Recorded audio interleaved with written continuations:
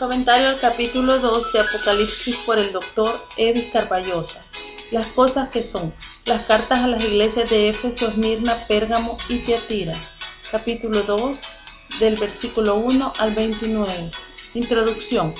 En Apocalipsis 1:19 se declara el bosquejo inspirado del libro. El Señor mismo hizo esa división cuando le ordenó a Juan que escribiera 1 las cosas que ha visto, capítulo 1, versículos 1 al 20. 2. Las cosas que son, capítulo 2, versículo 1 hasta el capítulo 3 y versículo 22. Y 3. Las cosas que han de ser después de estas, desde el capítulo 4, versículo 1 hasta el capítulo 22 y versículo 21. Los capítulos 2 y 3 se conocen de forma general como las cartas a las 7 iglesias, pero como dice Joseph A. Seiss, estas no son tanto mensajes de un Señor ausente como juicios de un juez presente, ocupado en el acto solemne de inspección y decisión.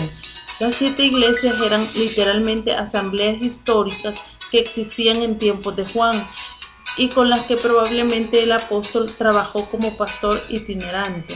Al mismo tiempo, dichas asambleas eran representativas y abarcaban todas las demás congregaciones locales, en cualquier parte y en cualquier época. Las 7 iglesias mencionadas en Apocalipsis 2 y 3 eran muestras de la totalidad del cuerpo de Cristo. Sin embargo, no debe olvidarse ni minimizarse el hecho de que los mensajes fueron dirigidos a congregaciones locales concretas, en consideración a la condición particular de cada una de ellas, para motivarlas a una vida espiritual saludable delante de Dios y de los hombres, y para alentarlas a corregir las cosas defectuosas que prevalecían en la mayoría de ellas.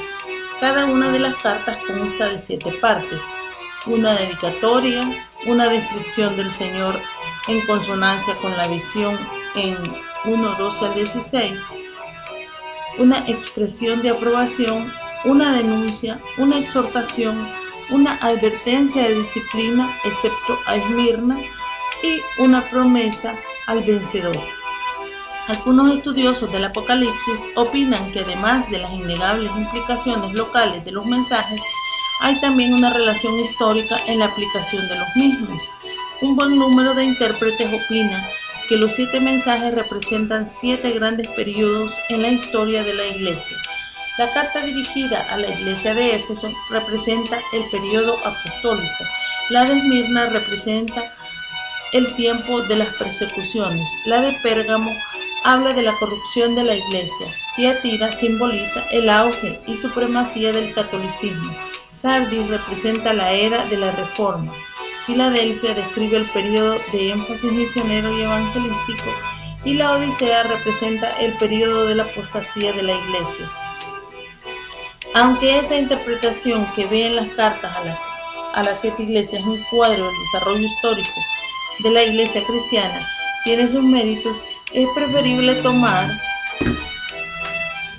dichos mensajes como comunicaciones dirigidas primordialmente a 7 congregaciones locales históricas.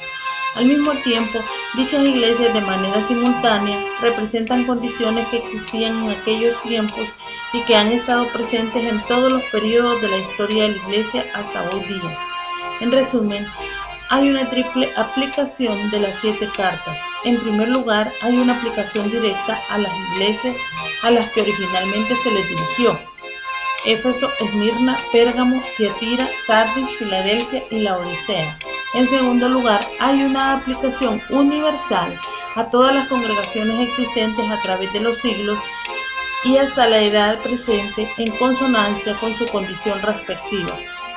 Por último, hay una aplicación personal al corazón del lector hecha por el Espíritu Santo en su ministerio presente en la iglesia local. Parece no ser del todo correcto seccionar las cartas y hacer que se correspondan exclusivamente con periodos particulares de la historia de la iglesia. Un serio peligro de dicha práctica es que muchas iglesias que se enorgullecen de ser como la iglesia de Filadelfia de los postreros días pudieran parecerse más a la de Éfeso o a la de Sardis, o incluso ser peor. El mensaje a la iglesia de Éfeso, capítulo 2, versículos 1 al 7, bosquejo. 1. La dedicatoria. 2.1a. 2. La descripción del Señor. 2.1b. Como sustentador de sus siervos, como vigilante de las iglesias. 3. La aprobación.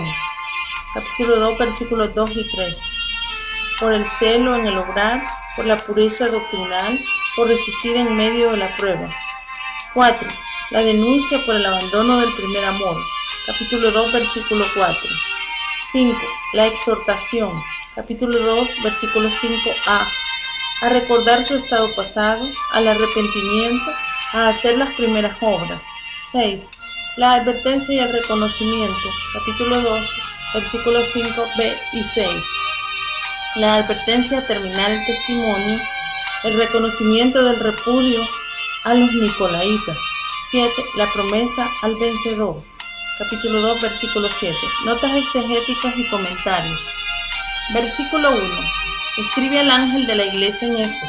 El imperativo escribe sugiere que esta parte del Apocalipsis fue dictada por el Señor al apóstol de la misma manera que Dios dictó a Moisés los 10 mandamientos. La primera de las 7 cartas se dirige a la iglesia de Éfeso. Hay por lo menos 2 razones en cuanto al por qué Éfeso fue seleccionada en primer lugar. 1.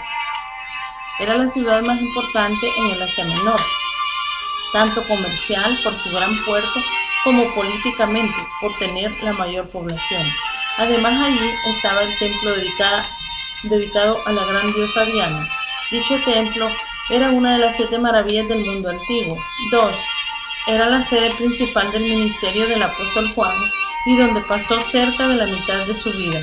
La iglesia de Éfeso la fundó el apóstol Pablo, véase Hechos 19, entre los años 50 al 55 después de Cristo. En ella Pablo ministró durante más de 3 años. La carta a la iglesia de Éfeso, que Cristo ordena a Juan escribir, fue enviada entre 40 a 50 años después de la fundación de dicha iglesia.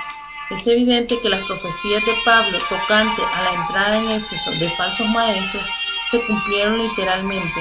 Véase Hechos 20, 29 y 30 y Apocalipsis 2, 2 y 6. En el año 431 después de Cristo tuvo lugar el concilio de Éfeso. En aquella ocasión los líderes de la cristiandad se reunieron en dicha ciudad por mandato imperial para combatir la enseñanza de Nestorio tocante a la persona de Cristo. Nestorio era el obispo de Constantinopla. Se opuso a la expresión Madre de Dios respecto a María. Prefería llamarla Madre de Cristo.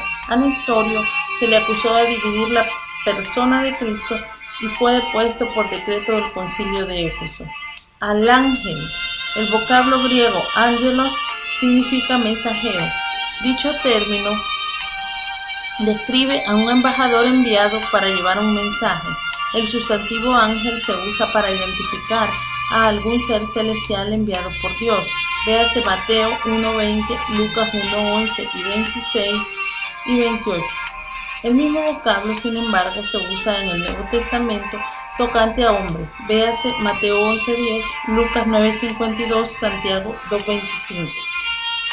Probablemente los ángeles de las 7 iglesias es una referencia a los pastores que representaban a las congregaciones, como dice Walbrook.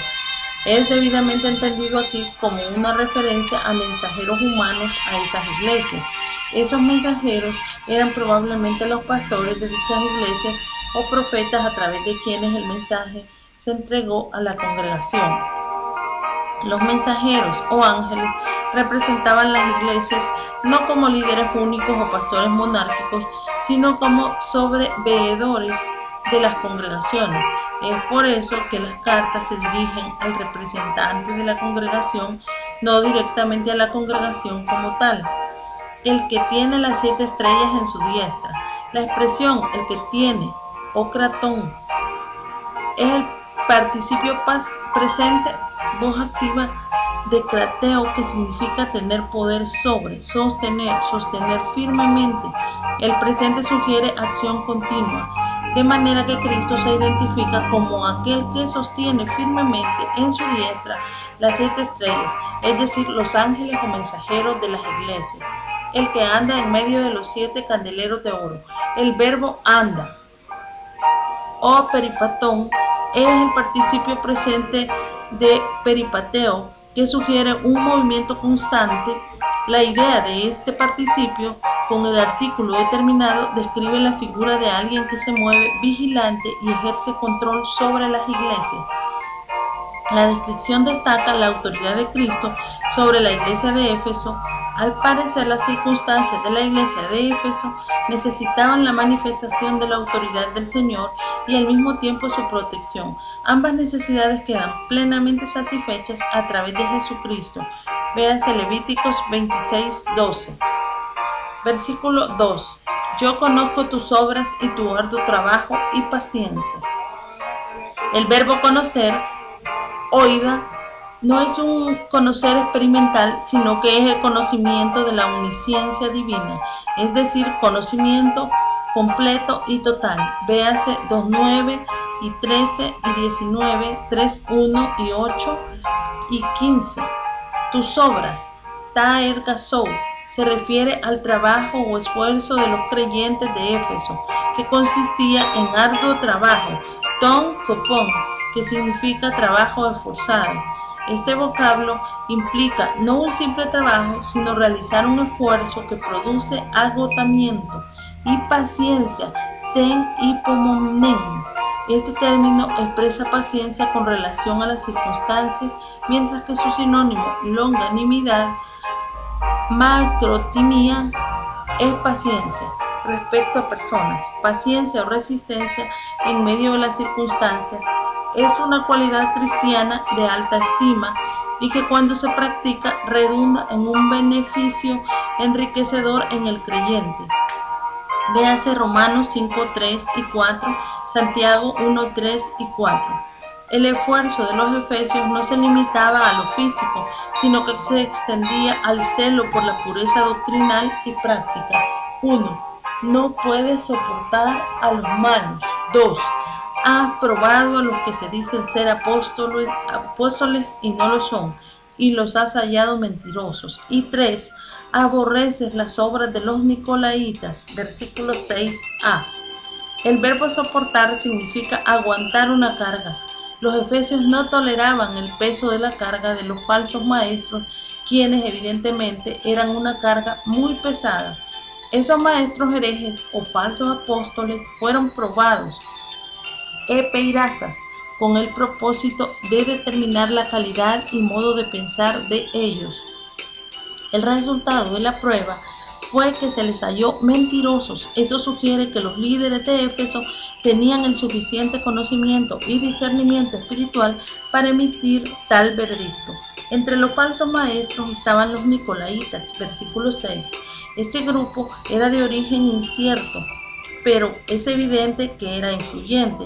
Pudieron ser discípulos de los judaizantes o gnósticos itinerantes. De cualquier manera, su doctrina fue repudiada por la iglesia de Éfeso. Versículo 3. Y has sufrido y has tenido paciencia y has trabajado arduamente por amor de mi nombre. Una mejor traducción del texto sería: y tienes paciencia y has llevado la carga a causa de mi nombre y has trabajado hasta el agotamiento.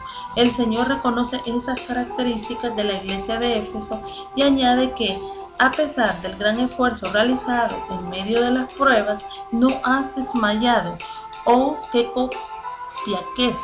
Este verbo es el tiempo perfecto, voz activa de copiao. El tiempo perfecto sugiere una acción completada con resultados permanentes. Los efesios estaban firmes en su actitud de fidelidad al Señor. El desmayar no formaba parte de su actitud mental. Quizá en Éfeso faltaba el fervor de la fe. Se habla de obras, pero no se menciona la fe. Se menciona esfuerzo hasta el cansancio, pero no se dice nada del amor. Se destaca la paciencia, pero no hay referencia a la esperanza. La asamblea de Éfeso tenía el conocimiento teológico y la disposición práctica, pero parece haber perdido la perspectiva espiritual. Versículo 4. Pero tengo contra ti que has dejado tu primer amor. Esta fuerte censura de parte del Señor es un tanto abrupta. El texto no aclara si se refiere al amor a Cristo o al amor entre los creyentes. La expresión has dejado a peques es el aoristo voz activa de apieme y se refiere a un abandono definido y triste. El aoristo señala a un momento concreto específico en la vida de la asamblea de Éfeso. La idea es abandonaste tu primer amor. Robertson señala, ese primer amor, prueba de la nueva vida en Cristo, 1 de Juan 3:13, se había enfriado a pesar de la pureza doctrinal. Habían permanecido ortodoxos, pero se habían vuelto desamorados en parte a causa de las controversias con los nicolaitas.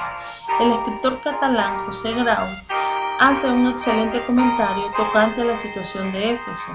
La rutina cede a la espontaneidad. Los conceptos tópicos, frases, suplantan a Cristo mismo. La obra de Dios cobra más importancia que el Dios de la obra. La iglesia de Cristo que el Cristo de la iglesia. ¿Cómo es posible? A veces el enfriamiento es apenas perceptible.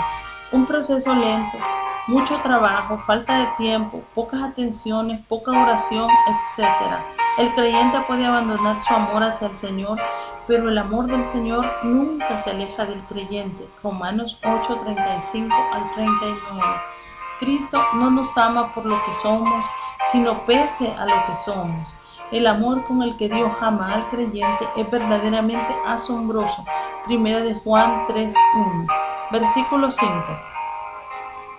Recuerda que por tanto, de donde has caído, arrepiéntete y haz las primeras obras. Esta exhortación es enfática. El verbo recuerda, mnemoneo, es el presente imperativo voz activa y sugiere una acción continua, es decir, continúa recordando o no dejes de recordar. El mandato es a mirar al pasado y recordar el lugar donde había estado. La historia pone de manifiesto que la iglesia de Éfeso tuvo ricos privilegios.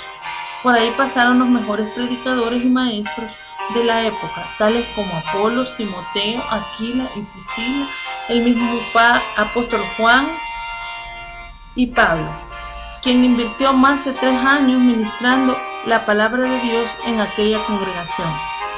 La distancia de la caída era considerable, de un devoto servicio de amor a un nivel más bajo de irreprochable ortodoxia, una frialdad regular que hacía que la congregación fuera esplendorosamente ineficaz. Arrepiéntete, metanoesón, es el aoristo imperativo voz activa que denota urgencia, es decir, arrepiéntete de inmediato. El mandato es a recordar con urgencia la relación amorosa que sostuvo en el pasado y a realizar una ruptura completa con el presente estilo de vida.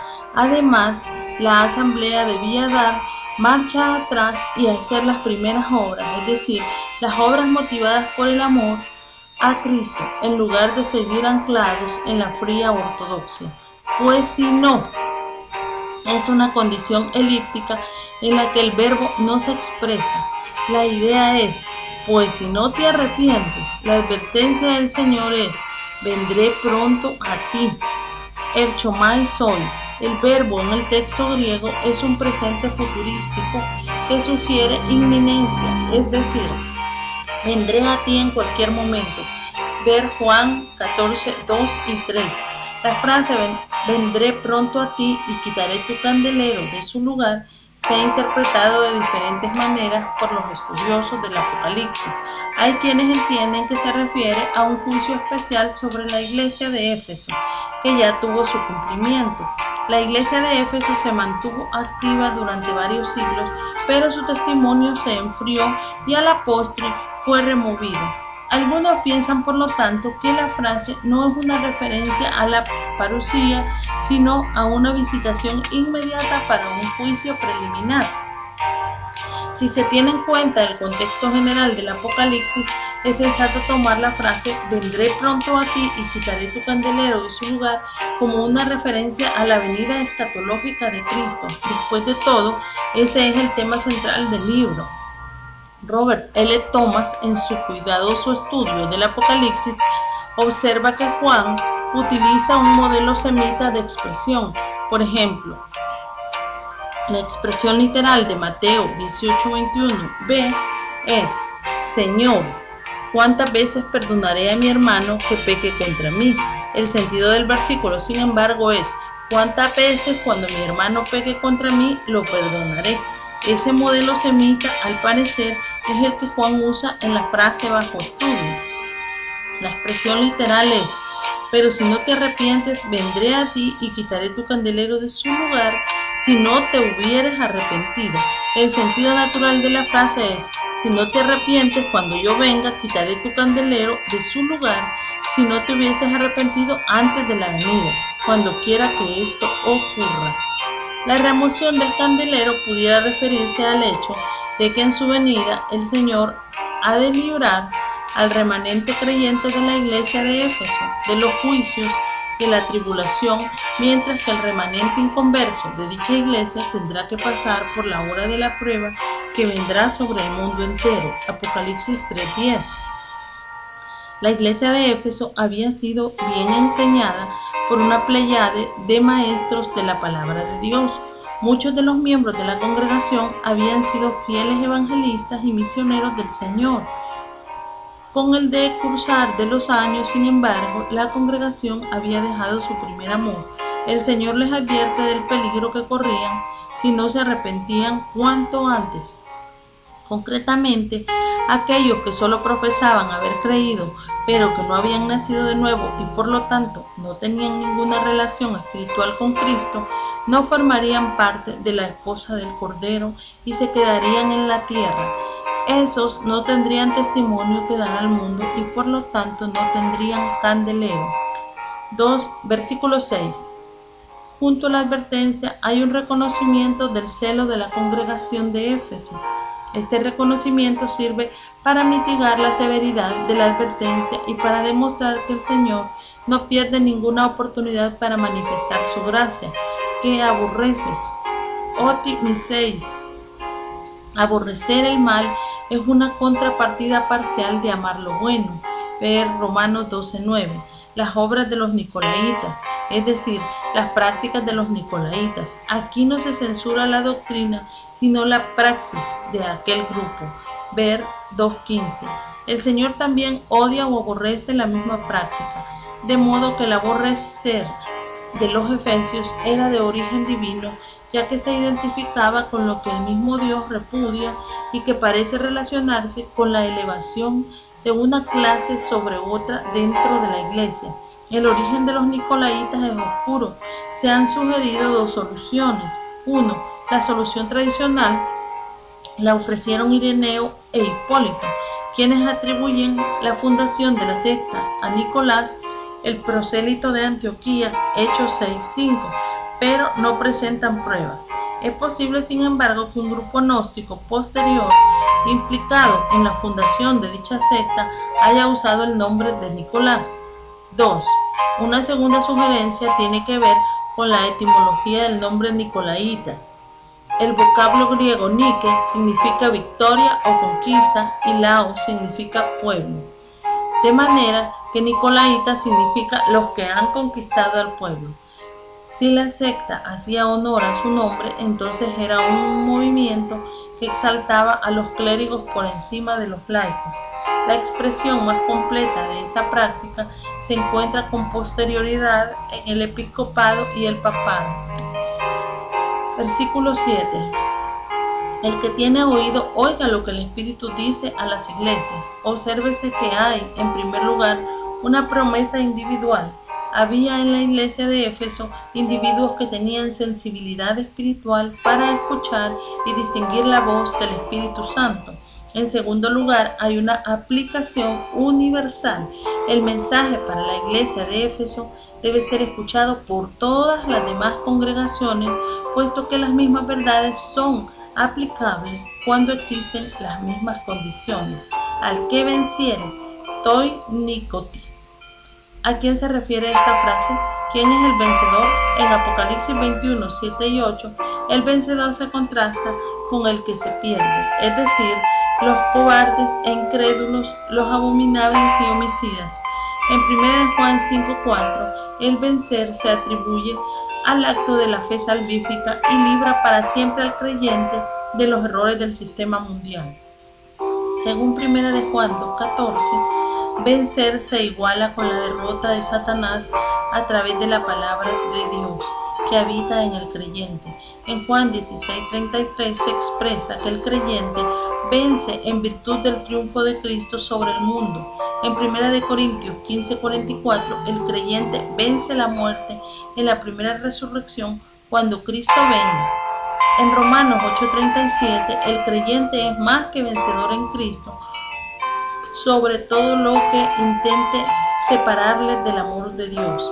En conclusión, la designación de vencedor se aplica no solo a algunos, sino a todos los verdaderos creyentes. Las cartas van dirigidas a 7 iglesias de carácter mixto, con creyentes e inconversos entre sus rangos. Por consiguiente, hay amenazas de juicio contra quienes solo profesan creer, en contraste con las promesas de bendición para quienes genuinamente son hijos de Dios. Tanto el castigo como los galardones son autorizados y otorgados por el mismo Señor Jesucristo como el juez y árbitro que discierne entre la falsa profesión y la realidad. Una prueba de que el vencedor se refiere a todo creyente se observa, por ejemplo, en el hecho de que todos los salvos tienen acceso a los frutos de la vida eterna. En el versículo 7, el creyente nunca está en peligro de sufrir muerte segunda. 2:11. Le daré a comer del árbol de la vida, el cual está en medio del paraíso de Dios. Esta frase habla de la gracia de Dios. Le daré. 12 autoi. Sugiere un regalo hecho por decisión propia como un acto de buena voluntad. A comer sugiere una relación íntima. Ver Juan 6:51 al 59 del árbol de la vida. Es una designación que recuerda Génesis 2:9 y 3:22 y anticipa Apocalipsis 22:2 y 14.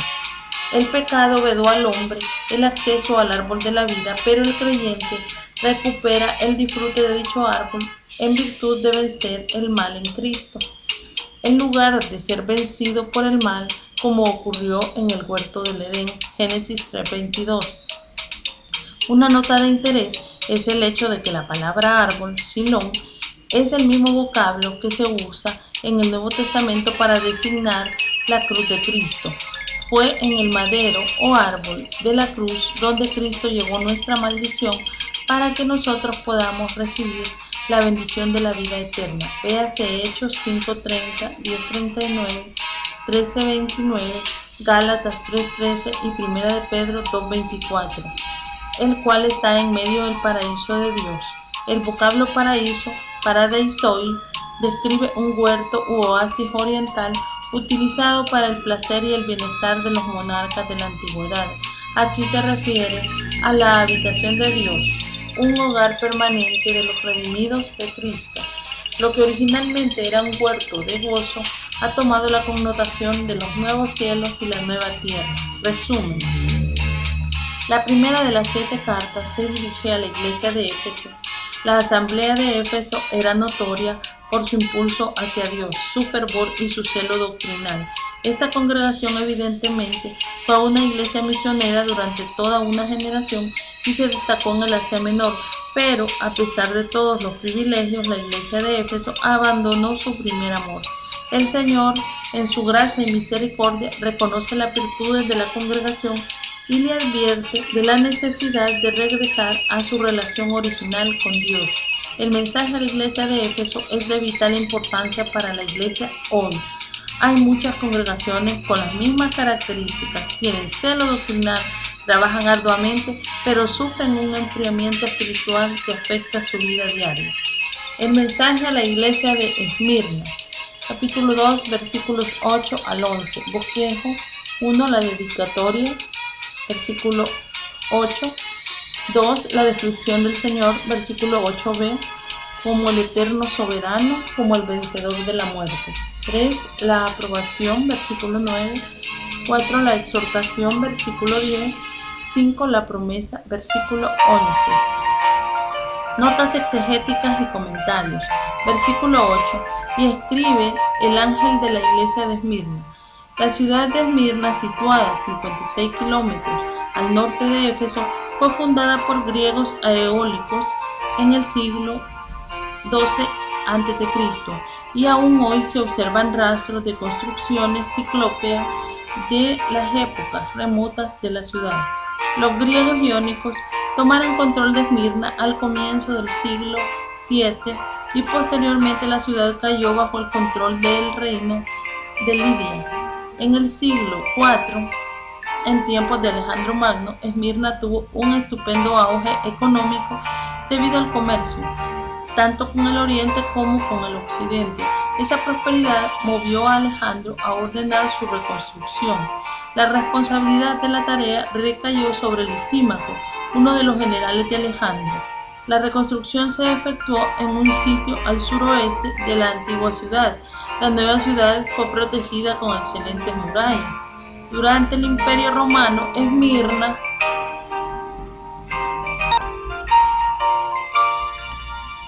alcanzó su apogeo hasta el punto de llegar a rivalizar con Éfeso y Pérgamo por la preeminencia en el Asia Menor. La belleza de sus edificios públicos y la singularidad de sus amplias y bien pavimentadas calles hicieron que fuera conocida por el sobrenombre de La Dorada. Esmirna poseía una escuela de medicina e imprimía su propia moneda. Además, según la tradición, fue el lugar de nacimiento del poeta griego Homero. Por su excelente situación geográfica, junto a una de las bahías más estratégicas del mundo por su belleza y su gran actividad económica, Esmirna ocupaba un lugar estratégicamente importante en el Asia Menor.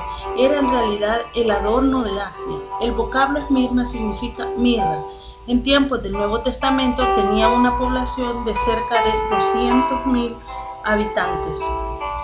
En aquella rica ciudad nació y creció una pequeña congregación cristiana.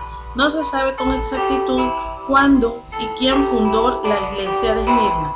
Es probable que se debiera a la actividad evangelística y misionera de la iglesia de Éfeso, en particular durante el tiempo en que Pablo ministraba en la ciudad adoradora de Diana. Uno de los miembros principales de la iglesia de Esmirna y quizás el anciano pastor de la congregación fue Policarpo, amigo personal y discípulo del apóstol Juan. Policarpo fue condenado a muerte por el año 156 después de Cristo por negar su fe en la persona de Cristo. Esmirna fue, por lo tanto, una iglesia sufriente, mientras que la ciudad de Esmirna era materialmente rica, pero espiritualmente pobre. La iglesia cristiana en Esmirna era materialmente pobre, pero espiritualmente rica, de modo que fue a esa pequeña congregación desde el punto de vista numérico necesitada materialmente a la que el Señor dirige una de las 7 cartas. Versículo 2, capítulo 2 y versículo 8a. El primero y el postrero, al que estuvo muerto y vivió, dice esto. Esta imagen del Señor es muy apropiada para dar ánimo a quienes estaban bajo amenaza de sufrimientos y muerte. La expresión el primero y el postrero sugiere la eternidad del Señor Jesucristo. Se identifica al Señor con una iglesia sufriente como quien sufrió el trauma de la muerte, pero venció de manera contundente. El que estuvo muerto y vivió sugiere que aun cuando los creyentes pudieran sufrir muerte, vivirían de nuevo en virtud de la resurrección de Cristo. Véase Juan 14:19, Apocalipsis 1:18 y 2 de Timoteo 2:8. Versículo 9. Yo conozco tus obras y tu tribulación y tu pobreza. Los mejores manuscritos omiten la expresión tus obras.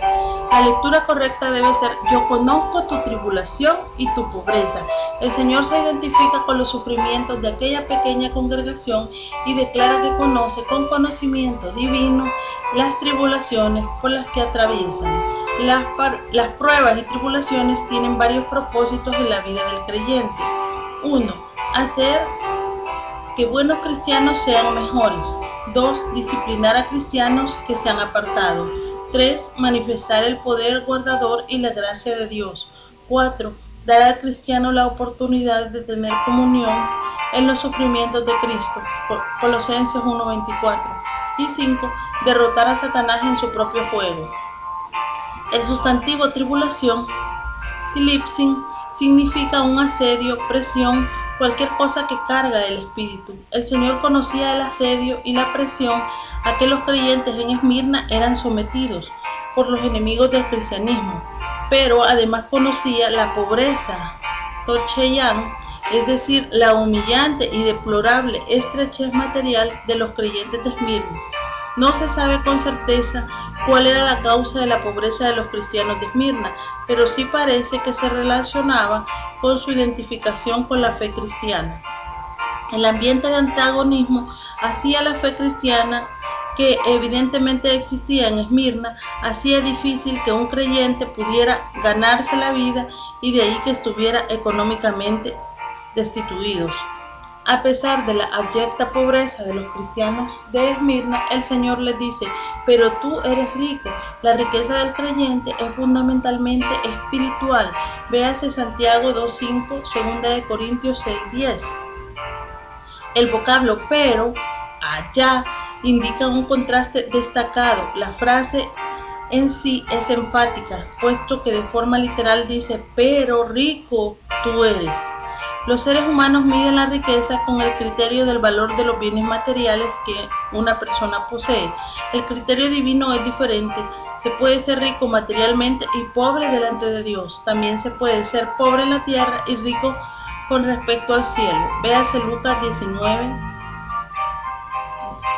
16:19 hasta el 31 y Mateo 6:19 al 21. Un escritor del siglo pasado comenta tocante a las riquezas del cristiano de la manera siguiente: procuremos por encima de todo esas riquezas. Si nuestra bolsa es pobre, podemos ser ricos en el alma. Si solo tenemos una migaja de pan en la mesa, podemos tener una herencia gloriosa. Si ante los ojos del mundo estamos entre los pobres, delante de aquel que es el primero y el postrero, podemos ser ricos, porque tenemos las inescrutables riquezas del Señor Jesucristo, y la blasfemia de los que se dicen ser judíos y no lo son, sino sinagoga de Satanás.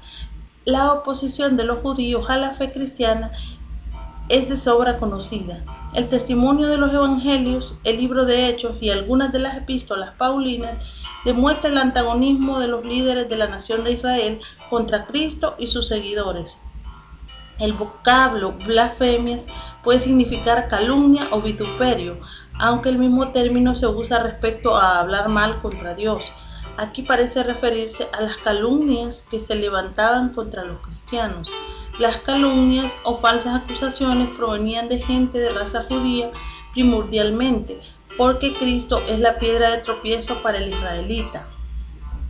Ver Mateo 21:42 al 44, Romanos 9:30 al 33. El antagonismo contra los creyentes hacía que los judíos actuasen como delatores delante de las autoridades romanas. La expresión "se dicen ser judíos", por lo tanto, pudiera ser una referencia a 1. Judíos de raza antagónicos al Evangelio. Hechos 18:6.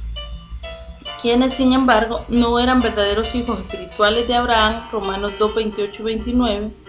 2. Con más probabilidad, personas con tendencias judaizantes que se oponían a los verdaderos cristianos. Hechos 15:1 al 11, Gálatas 2:11 al 21 y Filipenses 3:2.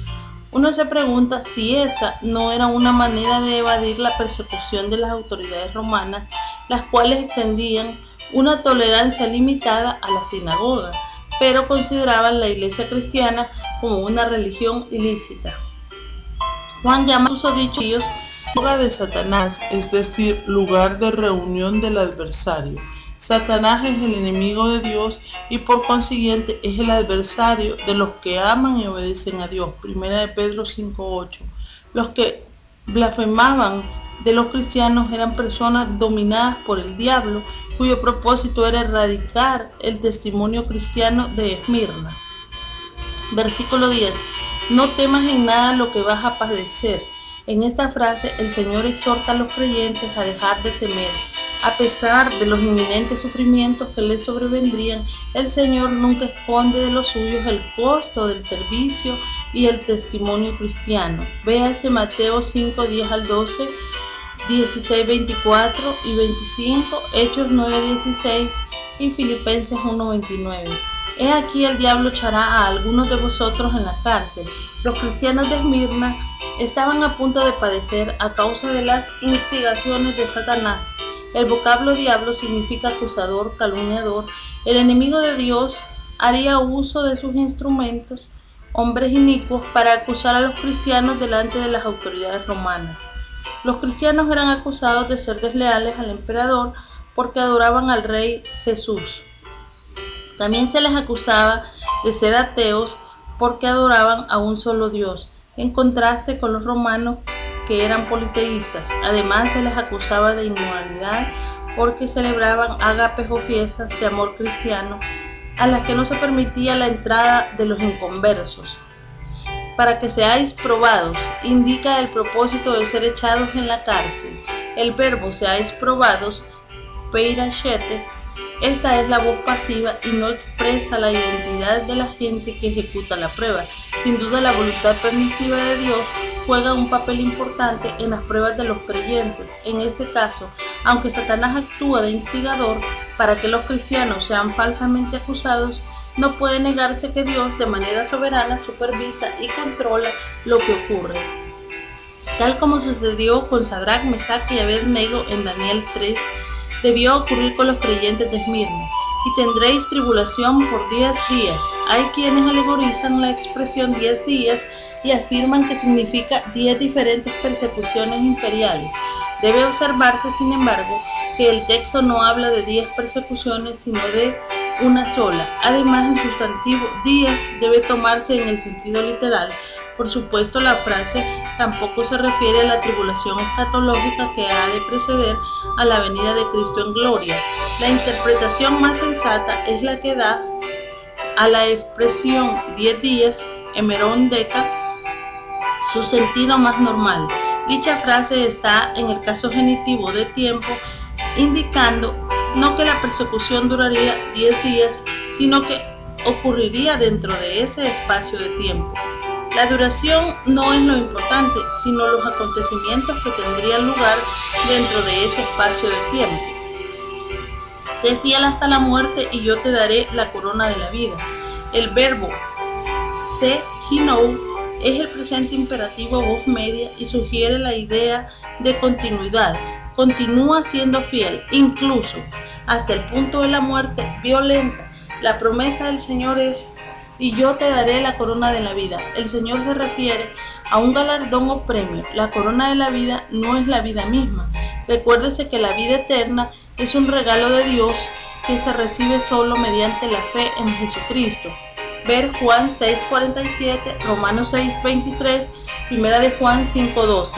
La corona de la vida parece ser el galardón que el Señor dará a los creyentes que padecen martirio.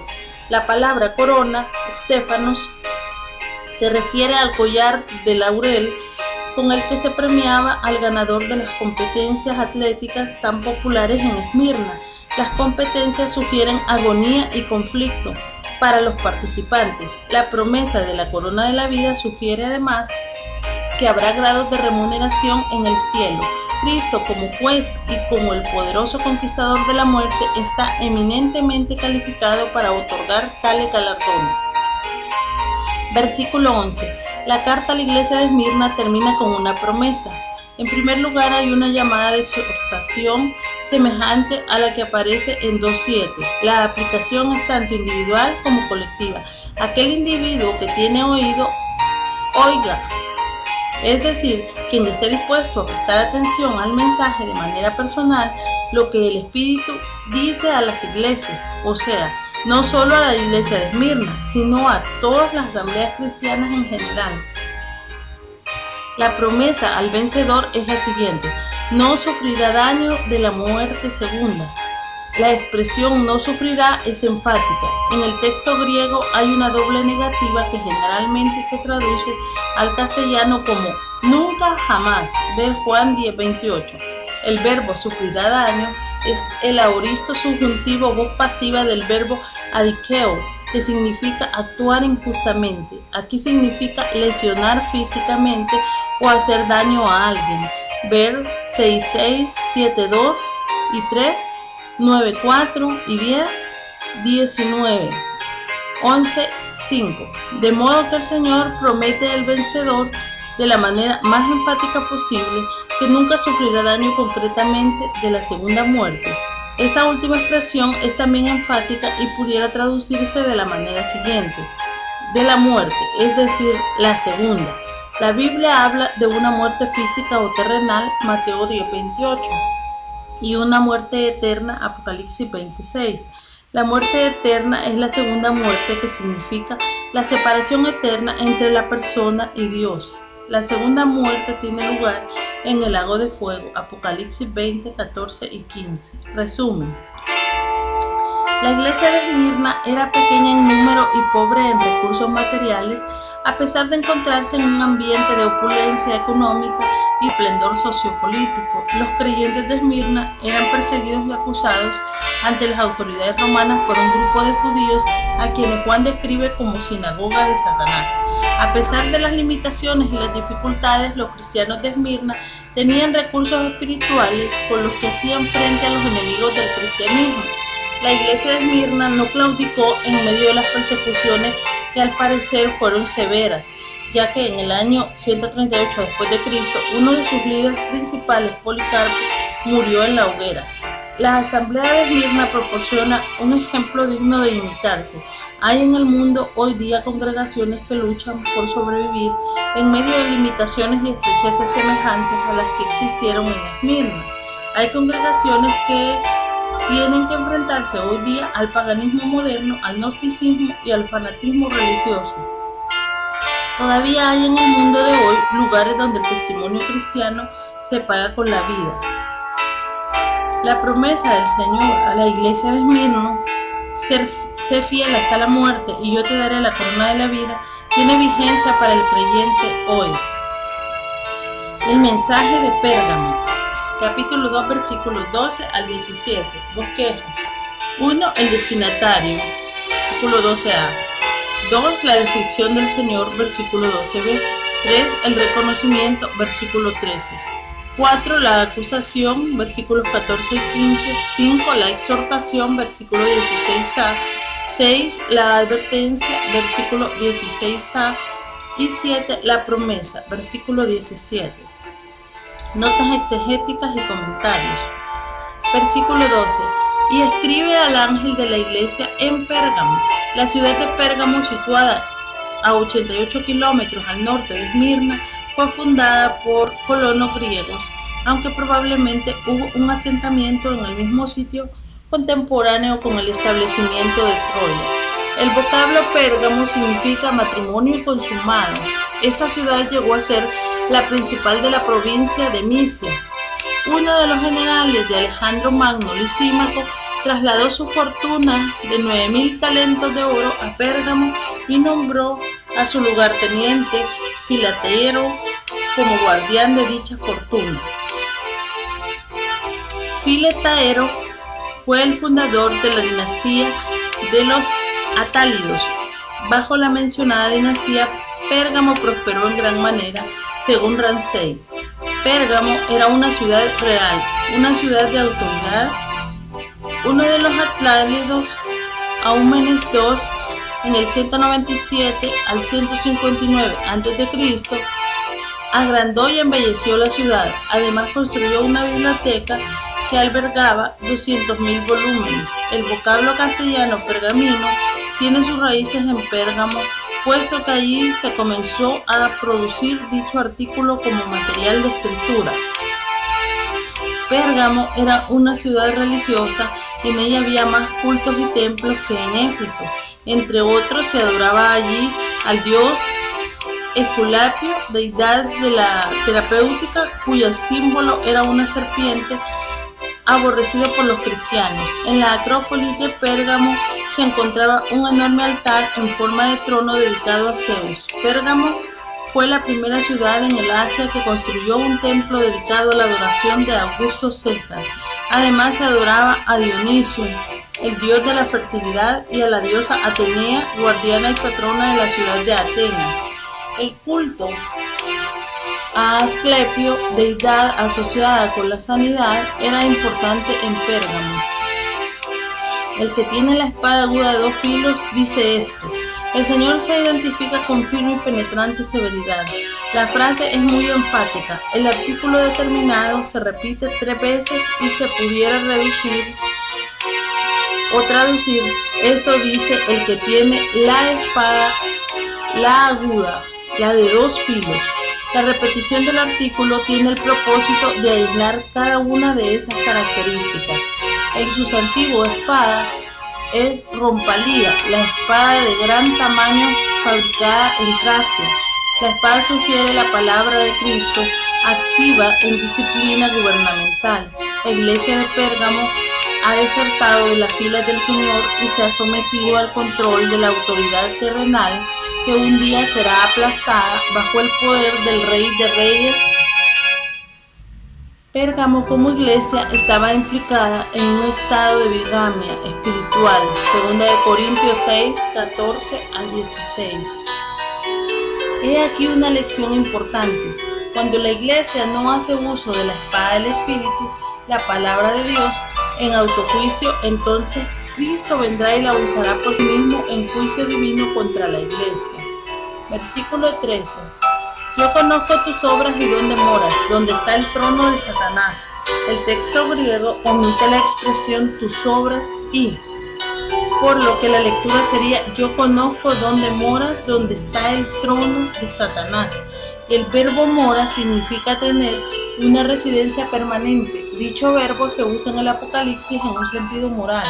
En repetidas ocasiones se usa para describir a quienes tienen su mente y corazón arraigados en la tierra y no demuestran interés alguno en las cosas de Dios. Ver Apocalipsis 3:10, 6:10, 8:13, 11:10, 12:12 y 14:6. Es cuestionable y censurable que la iglesia estuviera firmemente enraizada en el lugar donde estaba el trono de Satanás. Las características de la iglesia es más bien la de ser peregrina en este mundo. Véanse 1 de Pedro 1:1 y 17, 2:11, Hebreos 11:9. La ciudadanía o morada permanente del creyente está en el reino del Señor. Ver Filipenses 3:20 y Colosenses 1:13. El trono de Satanás se refiere a un trono de gobierno tanto ejecutivo como judicial. Satanás es el gobernador del sistema mundial y el Dios de este presente siglo. Ver Mateo 4:8 y 9, Lucas 4:6 y 2 Corintios 4:4. A causa del pecado, Dios ha permitido que el mundo presente esté sometido a la autoridad de Satanás. El mundo venidero, que será inaugurado por el Mesías en su segunda venida, estará bajo la potestad del Rey de Reyes. Pero surge una pregunta importante: ¿cómo es que el trono de Satanás aparece situado en Pérgamo? El comentarista William R. Newell dice que Pérgamo era en un sentido peculiar el trono de Satanás, entre otros títulos. Pérgamo tenía el de ser un guardián principal del templo en Asia. En ese renglón, Pérgamo manifestaba su suprema importancia como una capital del paganismo. Prueba de esto es que cuando el culto de la magia babilónica fue expulsado de Babilonia, sus promotores buscaron y encontraron refugio en Pérgamo, cuando en el año 133 a.C. el rey de Pérgamo, Átalo III, legó su reino a Roma. El título del sumo sacerdote de la magia de Pérgamo era el principal constructor de puentes. La idea tras este título era que dicho sumo sacerdote salvaba el golfo existente entre los mortales y Dios. Pero retienes mi nombre y no has negado mi fe. En vista de lo dicho antes, el Señor pronuncia un doble reconocimiento a la congregación en Pérgamo. 1. Sostienes con firmeza mi nombre y lo que esto implica. Y 2. No has negado mi fe, es decir, no te has retractado de confesar que crees en mí. Los paganos presionaban a los creyentes y los perseguían para que públicamente negaran que creían en Cristo. Los cristianos de Pérgamo se habían mantenido firmes en su fe y continuaban confesando que Cristo es el Señor. Ni aun en los días en que Antipas, mi testigo fiel, fue muerto entre vosotros, donde mora Satanás. No hay ningún dato histórico tocante a la identidad de Antipas. El nombre significa contra todo, y el Señor lo describe como mi testigo fiel. Al parecer, Antipas era parte de la resistencia a la presión imperial ejercida sobre los cristianos para que comprometieran su lealtad a Cristo. Antipas pagó con su vida su lealtad al Señor y Cristo no se olvidó de su nombre. La frase donde mora Satanás identifica el lugar del martirio de Antipas, sin duda fue Pérgamo. Versículos 14 y 15. El Señor reprocha a la iglesia de Pérgamo por tolerar en su seno dos sistemas de falsa doctrina odiados por Cristo. El verbo tienes, echéis, sugiere la idea de tener en poder y por lo tanto poder controlar y corregir. Satanás hace uso de toda su capacidad y astucia en Pérgamo. No solo causa la muerte de creyentes, sino que también se introduce a través de la falsa doctrina. Los que retienen la doctrina de Balaam. Retener significa sujetar con fuerza. La historia de Balaam se registra en número 22 al 25. Este profeta se sometió a la presión de los reyes de Madián y Moab, quienes procuraban la destrucción de Israel. Durante un periodo prolongado de tiempo, Balaam enseñaba tiempo imperfecto a Balac a poner tropiezo ante los hijos de Israel. Las trampas consistían en hacer creer a los israelitas que su andar era correcto siempre y cuando la doctrina fue sana. Balaam enseñaba que no era incorrecto comer cosas sacrificadas a los ídolos ni cometer fornicación. Evidentemente en Pérgamo había quienes enseñaban la misma doctrina que enseñó Balaam y que afectaba decisivamente la vida de la congregación. Ver 1 Corintios 19, 22 y 28. El segundo reproche del Señor es la presencia de los nicolaitas en la congregación de Pérgamo. Como se mencionó en otro lugar, en el 2.6, los nicolaitas eran un grupo de origen desconocido, probablemente seminóstico, que se caracterizaba por su práctica libertina y antinomianismo. No sería incorrecto pensar que la doctrina de Balaam y la de los nicolaitas no eran antagónicas, sino que se complementaban la una a la otra. Por eso podían coexistir dentro de la iglesia de Pérgamo. La entrada de la mundanalidad en la asamblea de Pérgamo amenazaba a la congregación con tener que enfrentar el juicio de Dios de la manera que lo enfrentó Israel en el desierto. Versículo 16. Por tanto, arrepiéntete.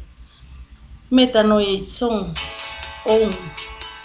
Sobre la base del reproche expresado anteriormente, el Señor exige un arrepentimiento inmediato de parte de la iglesia de Pérgamo. El aoristo imperativo del verbo arrepiéntete sugiere una acción urgente como resultado de la represión del versículo anterior.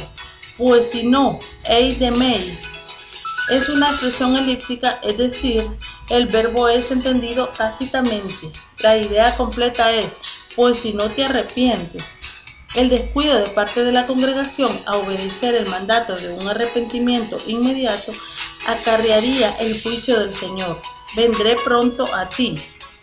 Erchomai soy tachi. El verbo vendré, erchomai, está en el presente de indicativo, pero es correcto traducirlo como futuro, pues es un presente profético. Ver Juan 14:3. Esta frase ha dado lugar a una discusión respecto a si se trata de una venida especial de Cristo con el fin de juzgar a la iglesia de Pérgamo o si por el contrario la referencia es a la venida escatológica del Señor. La postura más congruente es la que asume que la referencia es a la segunda venida en gloria de Cristo. Recuerde que ese es el tema central del Apocalipsis. Ver Apocalipsis 1:4 y 7, 8, 2:5 y 16, 3:11, 4:8, 16:15, 22:7 y 12 y 20. Además, la frase vengo pronto, erchomai tachi, se usa frecuentemente en el Apocalipsis con referencia a la segunda venida de Cristo. Ver Apocalipsis 3:11, 22:7 y 12 y 20. También la expresión pelearé contra ellos con la espada de mi boca sugiere que el texto habla de la venida del Señor a juzgar a los malvados, no a una venida especial solo para la iglesia de Pérgamo. A ti soy Sugiere, por un lado, la responsabilidad personal del líder de la congregación de guiar de forma adecuada a la asamblea, pero por otro lado también coloca la responsabilidad sobre la asamblea, pues el anciano pastor como líder representa a la totalidad de la congregación.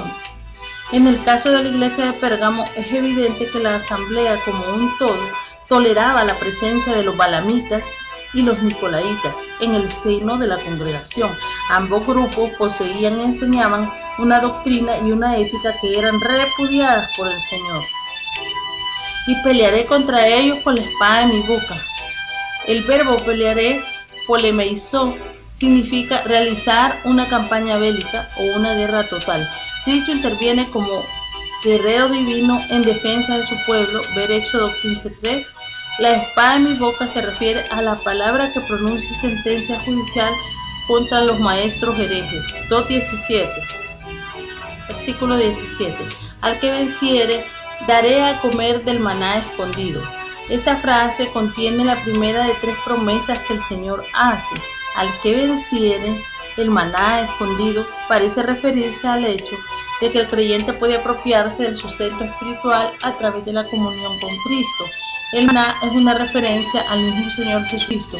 Ver Éxodo 16:32 al 34, Hebreos 9:4, Juan 6:31 al 51. Ahora Cristo está escondido detrás del velo en el lugar santísimo. Ver Hebreos 9:24 al 28, Colosenses 3:3. Pero será revelado cuando venga por los suyos.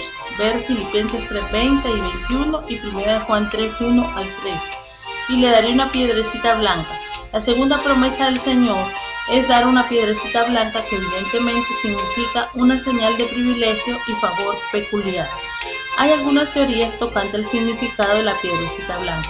Richard C. Trench opina que se refiere al Urim y Tumim, grabada con el tetragramatón, las 4 letras hebreas que deletrean el nombre Yahvé. Hay quienes piensan que se refiere a Cristo. Salmo 118:22, Isaías 28:16. El problema con esta teoría es que el vocablo griego cepos es una piedra de tamaño pequeño, piedrecita, y es poco probable que se refiera a Cristo. Una tercera sugerencia es que se refiere a la piedra de cuenta o piedra usada para votar.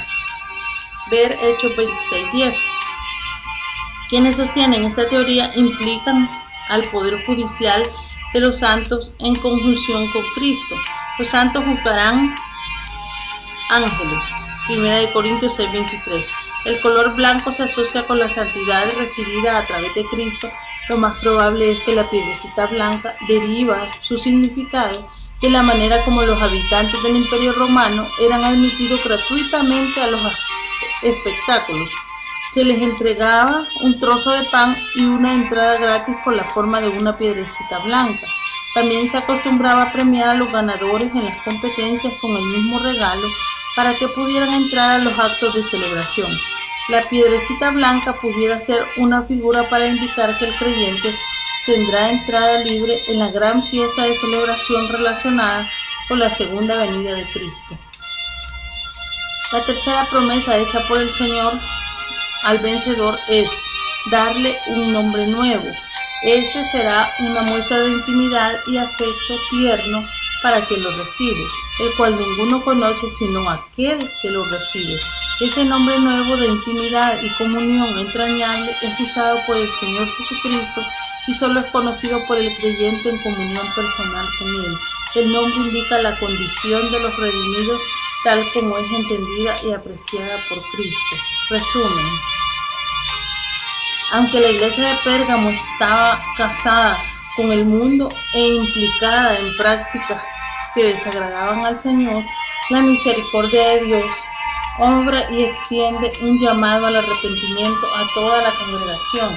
Si bien es cierto que el Señor se dirige a la iglesia y le advierte del juicio que podría venir sobre ella, no es menos cierto que hay 3 hermosas promesas para el vencedor: sustento espiritual, favor especial y comunión íntima. El mismo llamado que el Señor hizo a la iglesia de Pérgamo lo hace a las congregaciones de fines del siglo XXI. También hoy existen muchas asambleas cristianas en las que hay deficiencias tanto doctrinales como prácticas y necesitan regresar a una comunión íntima con Cristo. El mensaje a la iglesia de Tiatira, capítulo 2, versículos 18 al 29. Bosquejo. Los destinatarios, versículo 18a. 2. La identificación de Jesucristo, versículo 18b. Su deidad, Hijo de Dios, el juez soberano, ojos como llama de fuego, el vencedor, pies semejantes al bronce bruñido. 3. El reconocimiento, versículo 19. El reconocimiento de cualidades espirituales, el reconocimiento de servicio. 4. La acusación, versículos 20 y 21. La tolerancia de la doctrina de Jezabel, la tolerancia de la práctica de Jezabel, la dureza de Jezabel. 5. La advertencia, versículos 22 y 23. La ejecución de la advertencia, el efecto de la advertencia. 6. La exhortación, versículos 24 y 25. 7. La promesa al vencedor, versículos 26 al 29. El privilegio de participar en el ejercicio de autoridad sobre las naciones. El privilegio de poseer la estrella de la mañana. El llamamiento a oír la voz del Espíritu Santo. Notas exegéticas y comentarios. Versículo 18. Y escribe al ángel de la iglesia en Tiatira. La ciudad de Tiatira estaba situada a unos 64 kilómetros al sureste de Pérgamo. Fue restablecida por Seleuco Nicator, 301 a 281 a.C., y formó parte del imperio de Alejandro Magno. En un principio fue establecida como una base militar y disputada por Pérgamo y por Sardis. Su importancia como base militar desapareció con el auge del Imperio Romano posteriormente. Tiatira se convirtió en una rica ciudad comercial debido primordialmente a su situación geográfica. Llegó a ser un oasis de la cultura griega en un desierto oriental. Tiatira era la ciudad natal de Lidia, la vendedora de púrpura mencionada en Hechos 16:14. El nombre Tiatira significa sacrificio continuo. No se sabe si dicho nombre tenía connotación religiosa. Lo que sí se sabe es que el dios pagano Apolo era la deidad principal y que era un centro de actividad de los nicolaitas. El Hijo de Dios. Esta frase constituye una afirmación de la deidad de Cristo. Juan 20:31. Jesucristo es Hijo de Dios en el sentido de que posee la misma esencia o sustancia que el Padre. En lo que respecta a su origen, Cristo nunca fue engendrado. Él es coigual, consubstancial y coeterno con el Padre. La expresión que aparece en Salmo 2:7 y que dice, mi hijo eres tú, yo te engendré hoy, se refiere a la resurrección de Cristo para ser entronizado como Rey Mesías. Ver Hechos 13:30 al 33. La identificación de Cristo como el Hijo de Dios sugiere la soberanía de Dios en un sitio donde una mujer quería apoderarse del control. Además pone de manifiesto la soberanía y el carácter sobrenatural de Cristo para contrarrestar la oposición satánica. El que tiene ojos como llama de fuego. El carácter penetrante de los ojos de Cristo sugiere su soberanía. Sus ojos penetran las profundidades del engaño satánico, 2:24, escudriñan el corazón y la mente de los hombres y fulminarán a sus adversarios cuando regrese con poder y gloria, Apocalipsis 19:12. Pies semejantes al bronce bruñido. El bronce es una aleación de metales que resalta por su dureza, ver Miqueas 4:13, y en este caso posee un brillo deslumbrante. El simbolismo parece describir al Señor como el que viene victorioso en juicio invencible y dispuesto a someter bajo su autoridad a todos sus enemigos. Ese es el Cristo que habla a la iglesia de Tiatira y a todas las otras congregaciones. Versículo 19. Yo conozco tus obras y amor y fe y servicio y tu paciencia. Observe la repetición de la conjunción y cae. Esa es una figura literaria que tiene por finalidad concentrar la atención del lector en cada uno de los sustantivos que componen la frase. La iglesia de Tiatira recibe el reconocimiento del Señor por poseer y evidentemente practicar el fruto del Espíritu Santo. Debe notarse además que en el texto griego cada uno de los sustantivos va acompañado del artículo determinado. El artículo tiene la función de destacar la identidad del sustantivo. Las obras de los creyentes de Tiatira eran motivadas por el amor, originado por la fe, dinamizadas por el servicio y ejecutadas con la paciencia. El cuadro es estupendo y digno de ser imitado. Y que tus obras postreras son más que las primeras. Los creyentes de Tiatira habían ido más en cuanto a las cosas que hacían para Dios. Muchas congregaciones comienzan con un nivel alto de servicio que con el tiempo disminuye. Los creyentes de Tiatira llevaban a cabo un servicio incansable que aumentaba en lugar de disminuir. Tal vez la debilidad de los cristianos en Tiatira era que sus obras carecían de un sólido fundamento bíblico y a la postre sufrieron los embates de una mujer malvada. Versículo 20. Pero tengo unas pocas cosas contra ti. El texto griego omite la expresión unas pocas cosas y solo dice, pero tengo contra ti. La alabanza del versículo 19 queda opacada por la censura del versículo 20, que tolera que esa mujer Jezabel, el verbo toleras, indica acción continua y constituye una falta más grave que el tienes de 2.14 contra Pérgamo.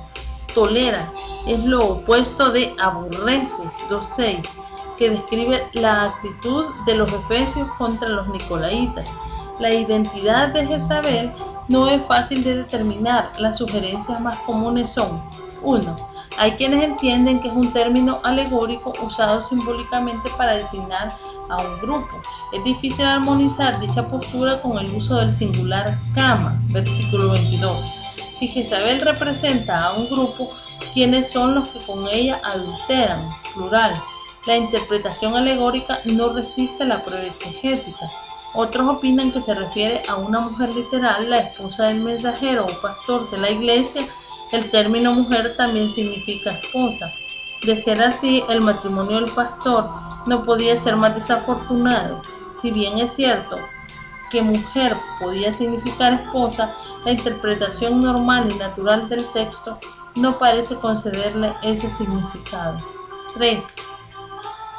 Todavía hay otros que piensan que Jezabel era una mujer literal, pero no la esposa del mensajero o pastor de la iglesia. Esta mujer tenía influencia y notoriedad en la iglesia hasta el punto de ser capaz de arrastrar por el mal camino a un sector considerable de la congregación. Si su nombre real era Jezabel o no es algo de importancia secundaria. Tal vez el uso del apelativo Jezabel se debe a que se desea recordar la vida e influencia que tuvo en la nación de Israel la Jezabel de los tiempos del profeta Elías, la esposa del rey Acab, que se dice profetiza, enseñe y seduzca a mis siervos. Los pecados de Jezabel eran importantes. En primer lugar, se autoproclamaba profetisa, es decir, alguien que recibía mensaje directamente de Dios para comunicarlo a la asamblea. Jezabel se vanagloriaba de poseer un nuevo mensaje divino. El mandato del Señor a la iglesia era que retuviera lo que ya tenía, 2.25.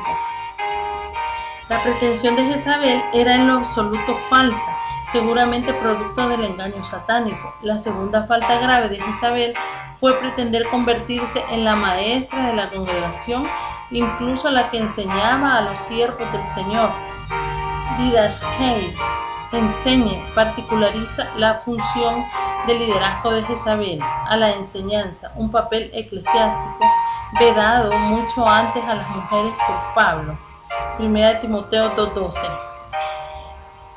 Por último, Jezabel se dedicaba a seducir a los siervos del Señor, a fornicar y a comer cosas sacrificadas a los ídolos. La expresión mis siervos, emous, doulaus, significa esclavos de voluntad propia, es decir, no eran asalariados, sino que se habían comprometido a obedecer a Dios hasta la muerte. La trama de Jezabel era hacer que los siervos de Dios se desviaran en dos aspectos. 1. Cometer fornicación tanto en el sentido espiritual como físico. El adulterio espiritual de la falsa religión conduce inevitablemente al pecado de la misma inmoralidad física. Ver Primera de Reyes 18-19. 2. Comer cosas sacrificadas a los ídolos. Se acostumbraba a vender en la carnicería la carne de animales que previamente habían sido ofrecidos a los ídolos. Ver 1 Corintios 8 del 1 al 13. Aunque Pablo afirma que un ídolo nada es en el mundo y que no hay más que un Dios, 1 Corintios 8:4, también afirma que lo que los gentiles sacrifican a los demonios los sacrifican, 1 Corintios 10:20. De manera que no es de dudarse que la instigación de Jezabel resultaba en que los siervos de Dios comieran cosas sacrificadas a los ídolos, tenía mucho que ver con la apostasía y con las prácticas satánicas. Versículo 21. Y le he dado tiempo para que se arrepienta, pero no quiere arrepentirse de su fornicación. La expresión le he dado sugiere la extensión de la maravillosa gracia de Dios, tiempo para que se arrepienta. El arrepentimiento se dirige a Jezabel, no a la iglesia. Jezabel, sin embargo, se muestra incorregible, se niega a cambiar de rumbo. El texto dice, y no quiere o no desea arrepentirse, es decir, no desea cambiar de manera de pensar ni de actuar.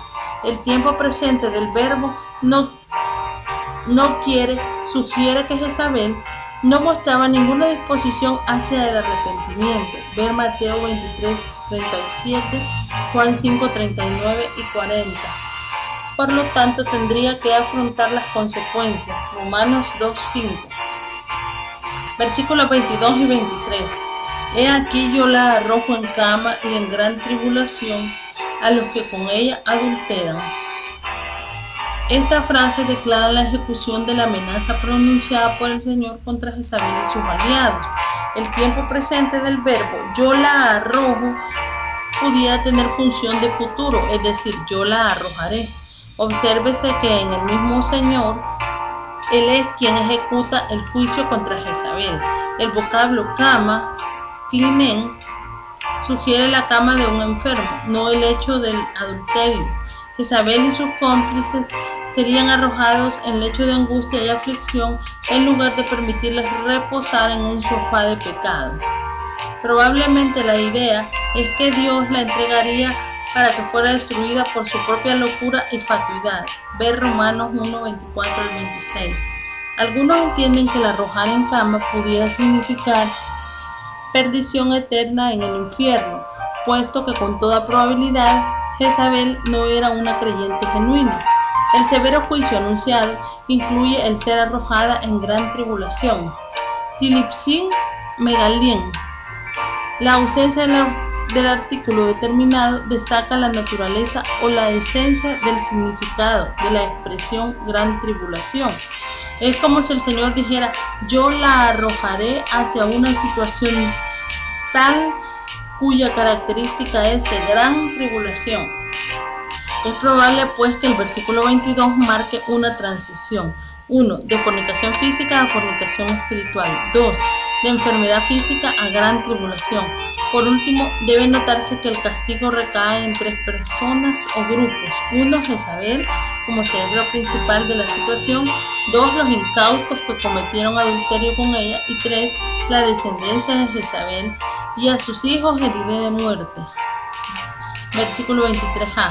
La ejecución de la amenaza debía producir efectos concretos, y todas las iglesias sabrán que yo soy el que escudriña la mente y el corazón. La expresión todas las iglesias sugiere que las 7 iglesias representan la totalidad de la iglesia, no tipifican sino que representan, puesto que ellas ya forman parte de la iglesia. Sabrán in the sometime. En el futuro ingresivo, voz media de ginosco, esta forma verbal pudiera traducirse de sí mismos, llegarán a conocer. El conocimiento mencionado aquí es el de la experiencia, es decir, de sí mismo llegarán a conocer por experiencia el juicio de Dios sobre Jezabel. Sus cómplices y sus hijos sería de tal naturaleza que las iglesias sabrían por experiencia que lo ocurrido era por la mano de Dios. Escudriña. Es un participio en tiempo presente que sugiere acción continua. Dicho vocablo significa seguir la pista, investigar. El contexto griego dice que Dios escudriña riñones y corazón. Los riñones, nephrous, eran considerados como el asiento de las emociones, mientras que el corazón lo era de la inteligencia o de la voluntad. Vea Jeremías 17:10 y Proverbios 4:23. El Señor, que tiene ojos como llama de fuego, penetra hasta escudriñar tanto el centro moral como el espiritual del hombre. Su juicio es incisivo y completo. Y os daré a cada uno según vuestras obras. Las obras no se relacionan ni con la salvación ni con la perdición de una persona. Ver Juan 3:18, Efesios 2:8 y 9. Pero las obras tienen relación con el grado de condenación que el inconverso ha de recibir. Ver Romanos 2:6. Además, el juicio de Dios es individual. Romanos 14:12. Él dará a cada uno, es decir, la responsabilidad delante de Dios es personal. No obstante, debe recordarse que Dios siempre se acuerda de ejercer su misericordia incluso en medio del juicio. Versículos 24 y 25. En los versículos 24 y 25, el Señor hace una exhortación a los creyentes en Tiatira. En el texto griego, la frase "y a los demás que están en Tiatira" está en oposición y debe leerse así: pero a vosotros, es decir, a los demás que están en Tiatira. En Tiatira había un remanente de verdaderos creyentes que se había mantenido fiel al Señor, a pesar de la influencia de Jezabel y sus seguidores. Dios nunca se queda sin testigos. Romanos 11:2-5. A cuantos no tienen esa doctrina, es decir, la doctrina de Jezabel. Esta es una aplicación a los creyentes de todas las iglesias. La expresión "esa doctrina" es enfática. En el texto griego dice "la doctrina esa". La doctrina esa era tremendamente dañina para la iglesia de Tiatira como para cualquier otra congregación, y no han conocido lo que ellos llaman las profundidades de Satanás. Se refiere a los que no han seguido a Jezabel y no han conocido por experiencia las profundidades de la doctrina de aquella malvada mujer. Las profundidades de Satanás, dice Mons, pudiera ser una referencia a la creencia de que para apreciar plenamente la gracia de Dios, uno primero tiene que zambullirse en las profundidades del mal. El gnosticismo posterior se vanagloriaba de que era precisamente mediante la entrada en los dominios de Satanás que los creyentes pueden aprender los límites de su poder y salir victoriosos. Es posible que Jezabel y sus seguidores constituían un grupo pregnóstico que practicaba la aflicción al cuerpo mediante indulgencias satánicas carnales, o que tal vez consideraba que el exponerse al pecado constituía una señal de poseer una inteligencia superior. No os impondré otra carga. Es una demostración de la inconmensurable gracia de Dios. Ver Hechos 15, 28 y 29. De la misma manera que el Concilio de Jerusalén exhortó a los creyentes gentiles a apartarse de la inmoralidad y la idolatría, así también el Señor exhorta a los creyentes de Tiatira a hacer lo mismo y no les impone ninguna otra carga. Además, el Señor exhorta al remanente de creyentes a retener con firmeza lo que tenían, es decir, que continuarán dando testimonio de su fe en Cristo sin claudicar, hasta que yo venga. Es una referencia a la segunda venida de Cristo. El acontecimiento de la segunda venida constituye el más pujante estímulo para que el creyente dé testimonio de su fe en el Señor. En un mundo donde las tinieblas satánicas se espesan más cada día. Versículo 26. Al que venciere y guardare mis obras hasta el fin, yo le daré autoridad sobre las naciones. Obsérvese que vencer en este versículo se asocia con atesorar y valorar lo que el Señor llama mis obras, en lugar de sacrificarlas en homenaje a las obras malignas de Jezabel. Ver 2:22. Seguramente las obras de Jezabel son las que se enumeran en 2:20. Hasta el fin, probablemente se refiere a la venida del Señor en gloria. Ver 2:25. El cristiano es responsable de mantener una vida de fidelidad y obediencia al Señor hasta que Él venga por segunda vez a la tierra o hasta que Dios lo llame a su presencia. Yo le daré autoridad sobre las naciones. Sin lugar a duda, hay aquí una referencia a la victoria del Mesías sobre sus enemigos, profetizada en el Salmo 2, 8 y 9. El Señor promete dar doso al vencedor, es decir, al creyente, potestad o autoridad, exousian, sobre las naciones, que los seguidores del Mesías participarán en su gobierno escatológico. Es un tema profético familiar, véase 1:6, 12:5 y 19:15. Esta promesa es la primera referencia definitiva en el Apocalipsis al futuro reino milenial que Jesús ha de establecer cuando regrese a la tierra. En resumen, el vencedor en 2:26 es una referencia a todo cristiano genuino que a su vez es aquel que guarda las obras del Señor hasta el fin. Debe recordarse que el hombre no es salvo por obras, pero sí para buenas obras. Efesios 2:10. Como galardón por su fidelidad, el Señor promete dar al vencedor autoridad o potestad sobre las naciones. Esa promesa tendrá su cumplimiento cuando el Mesías establezca su reinado glorioso en la tierra, cuando regrese con poder y majestad. Mateo 19:28, Daniel 7:14 y 18. Versículo 27. Y las regirá con vara de hierro. El verbo regirá, poimanei, se traduce en algunos pasajes como pastorear. Ver Mateo 2:6, donde la Reina Valera 1960 usa apacentará. Hechos 20:28, Primera de Pedro 5:2, Apocalipsis 7:17, donde el mismo vocablo se traduce pastoreará. Sin embargo, la idea en Apocalipsis 2:27, 12:5 y 19:15 es más bien la de gobernar o regir. Sin duda, el uso de dicho verbo en Apocalipsis 2:27 guarda relación directa con el Salmo 2:8 y 9. En el Salmo 2:9, hablando de los poderes gentiles en la tierra, dice: los quebrantarás con vara de hierro, como vasija de alfarero los desmenuzarás. Cuando Cristo vino a la tierra la primera vez, lo hizo como el buen pastor y como tal dio su vida por las ovejas. Su segunda venida será diferente. No viene para salvar, sino para juzgar. No esgrime la vara de pastor, sino la de juez. Las naciones rebeldes serán quebrantadas como vaso de alfarero, 2:27, por la vara del que viene como Rey de reyes y Señor de señores, y el vencedor se unirá a Cristo para destruir las naciones que se oponen a él. El símil "y serán quebrantadas como vaso de alfarero" describe una acción violenta. El verbo "serán quebrantadas" es el presente indicativo, voz pasiva, sin tribu, que significa estrellar, hacer añicos, triturar.